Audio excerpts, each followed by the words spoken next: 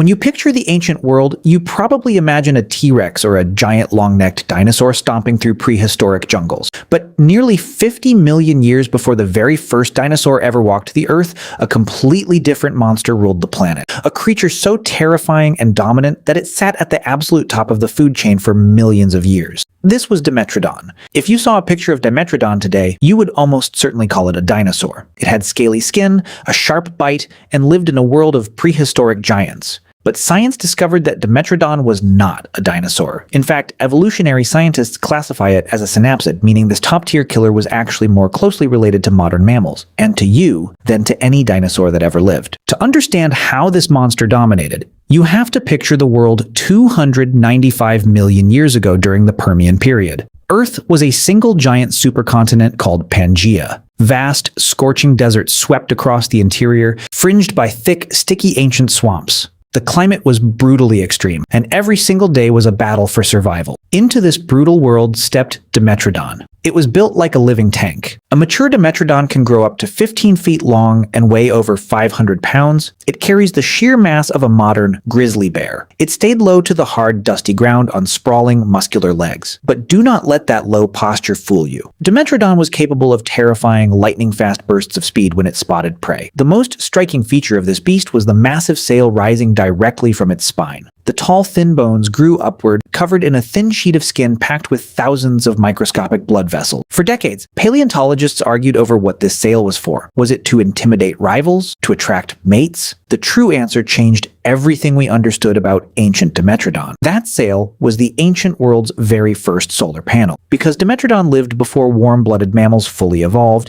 it relied on the environment to control its body temperature. In the freezing cold of the Permian morning, other cold-blooded creatures were sluggish, barely able to move. But Dimetrodon would stand sideways to the rising sun. Its sail acted like a heat collector, pumping warm blood directly to its core in a fraction of the time. While its competitors were still sleeping and waiting to warm up from the sun, Dimetrodon was already awake, active, and hunting. When noon arrived and the sun turned scorching hot, the process reversed. Dimetrodon could turn into the wind, using that same sail as a giant radiator to dump excess heat from its body and prevent its brain from cooking. This simple biological advantage made it the undisputed apex predator of its era. And then it came the jaw. The name Dimetrodon literally translates to two-measure tooth, and that design was a revolution in land predation. Before Dimetrodon, most land reptiles had simple, uniform peg teeth meant only to snag slippery fish. Dimetrodon changed the game completely. In the front of its heavy skull were long, dagger-like canine teeth designed to puncture and hold struggling prey in an inescapable trap. Along the sides were smaller, razor-sharp serrated teeth built to slice through dense hide and thick muscle like a butcher's knife. It didn't just bite its prey, it dismembered it. Armored amphibians, giant early reptiles, and freshwater sharks were all on the menu. A single bite from a fully grown Dimetrodon could crush bone and trigger fatal bleeding within seconds. This is not exaggerated.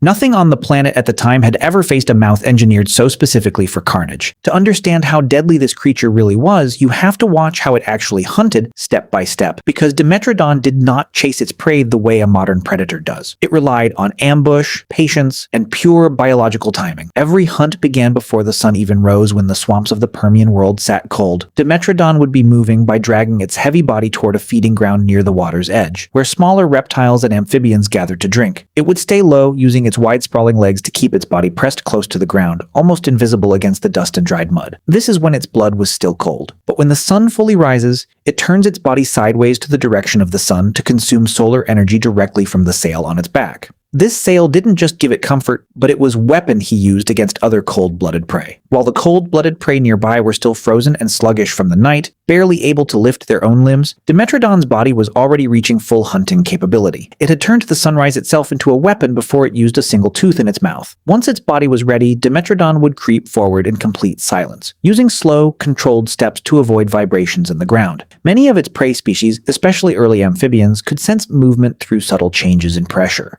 One wrong step, and the hunt would be over before it began. So Dimetrodon moved like a predator that understood patience, inching closer, stopping at the right time, waiting, then inching again, sometimes for several minutes at a time. Then, in a single explosive burst, it would strike. The jaw would snap open and clamp down with tremendous force, driving those long, dagger-like canine teeth straight into the body of the prey. This was the moment that made Dimetrodon so uniquely dangerous. The bite was not designed simply to injure, it was designed to immobilize instantly. efficiently, it piercing deep enough to hit vital organs or major blood vessels on the very first strike. Its presence alone reshaped the entire ecosystem around it. Prey species that lived near Dimetrodon's hunting grounds were forced to change their behavior completely. Some amphibians began avoiding open water during early morning hours, which was the exact time Dimetrodon is dangerous when its sail had already warmed it for the day. Fossil evidence found in Permian rock layers shows shifting migration patterns in smaller species. Patterns that line up almost perfectly with the presence of Dimetrodon remains in the same layers. In simple terms, an entire prehistoric world was quietly rearranging itself around the hunting schedule of a single predator, tens of millions of years before anything with a brain complex enough to be called intelligent ever existed on Earth. The very first fossils were uncovered in Texas in the 1870s, buried deep inside layers of red rock that had once been ancient Permian riverbeds and floodplains. When paleontologist Edward Cope first studied the strange, spined skeleton pulled from that rock, he was stunned by a spine unlike anything ever seen before. Tall bone extensions rising directly from the back, unmistakably belonging to something entirely new to science. Dimetrodon clamped down harder on top of its victim, using its body weight to pin the animal against the ground. If the prey was still struggling to run, those thin razor-like blades lining its jaw began sawing through muscle. Within moments, the prey would go into shock from blood loss, and the fight would already be over. This hunting method made Dimetrodon incredibly efficient in an ecosystem where every creature was still evolving basic survival tools. Most amphibians of the time had soft exposed skin with no real defense against a bite, which are mostly designed specifically to slice through flesh. Early reptiles had thin bone structures that could not withstand the crushing pressure of Dimetrodon's jaw. In a world where nothing had evolved thick armor or fast reflexes yet, Dimetrodon's hunting style was almost unfair, a perfectly engineered killing method that no predator possessed that ability.